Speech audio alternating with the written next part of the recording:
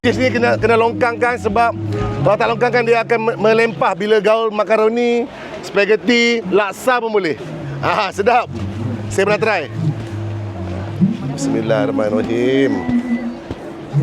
Yes, kita kopek dulu. Mat, pegang live.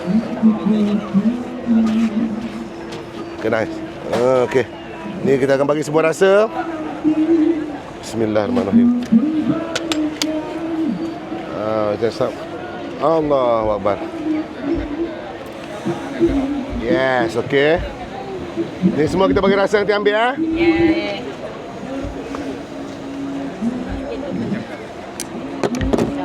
Okay, sekejap. Oh, tengok. Okay, yang ini cheese yang kuning ini Kaka Cavallo cheese susu kambing, yang ini cheese susu lembu. Rasa yang berbeza.